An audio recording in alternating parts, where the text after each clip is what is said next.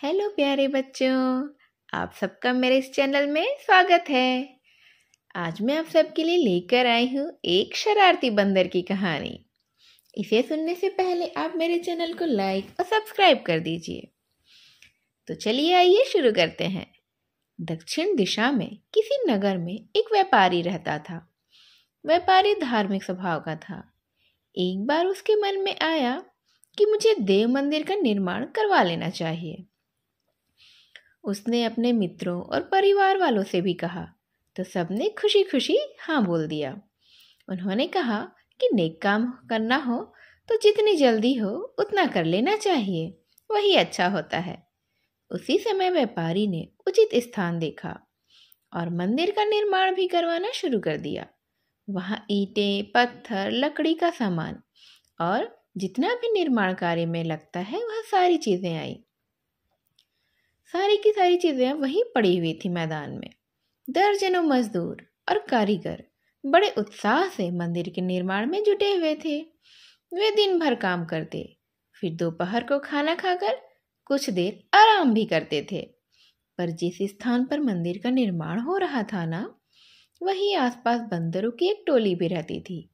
जिस समय कारीगर छाया में विश्राम कर रहे होते थे, शरारती बंदरों की टोली वहां पर आकर खूब उपद्रव करती थी। कुछ बंदर पत्थरों के ढेर पर चढ़कर कूद जाते थे तो कुछ वहां पहुंच जाते।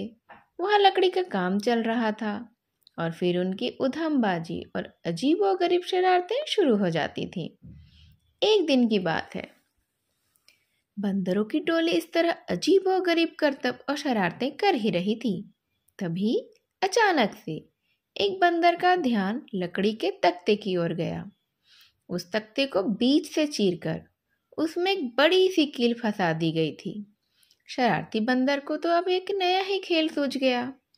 वह अब बीच से चीरे गए उस लकड़ी के तख्ते में से कील निकालने के काम में जुट गया।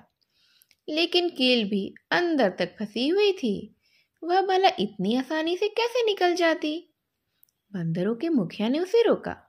कहा, अरे भाई, ऐसा ना करो, इससे तुम्हें ना बहुत सारी चोट लग सकती है।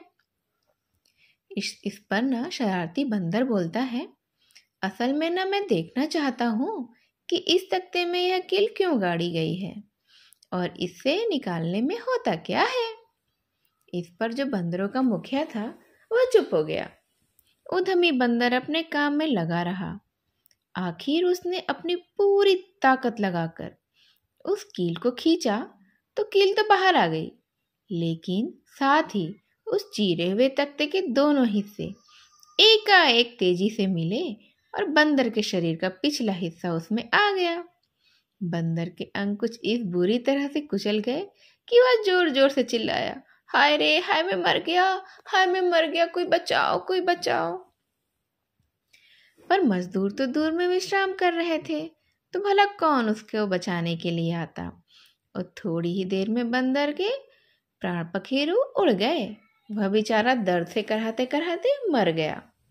हाँ, उसके चेहरे पर अब भी एक गहरे पछतावे की छाया थी कि मैंने बेकार ही अपनी शरारतों से इतनी बड़ी मुसीबत मोल ले ली और खामखा मैं बेचारा मर गया। मुझे खामखा बिना चीज़ों को देखे परखे इतनी छेड़छाड़ करने की ज़रूरत नहीं थी। इतनी शरारत करना भी कोई अच्छी बात नहीं है। उसे मरने से पहले तुरंत समझ में आ गया था कि काश वह थोड़ी बहुत ही उछल कूद करता, इतनी ज़्यादा शरारतें ना करता और अपने बड़ों का कहना मान जाता।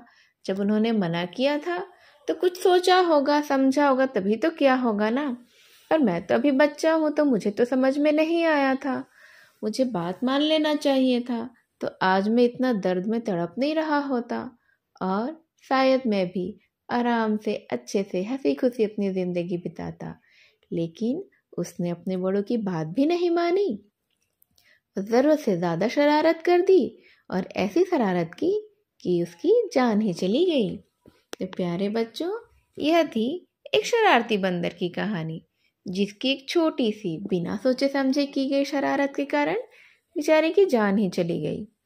इसीलिए आप भी शरारत तो करिए, लेकिन ऐसी शरारत करिए कि किसी को नुकसान ना हो और साथ ही आपको भी नुकसान ना हो। और अगर कोई बड़ा आपको किसी चीज़ को मना करता है करने से तो तुरंत उनकी बात मान जाओ, क्योंकि अभी आप छोटे हो ना, तो आपको बातें समझ में तो आएंगी नहीं कि क्यों मना कर रहे हैं। आपको तो लग रहा है कि नहीं, हमको तो मज़ा आ रहा है, लेकिन बड़ों को पता होता है कि आपके लिए क्या सही है क्या गलत है। तो प्यारे बच्चों, ऐसे ही और कहानियों के साथ मैं आपसे फिर से मिलने आऊँगी। तब तक के लिए बाय बाय।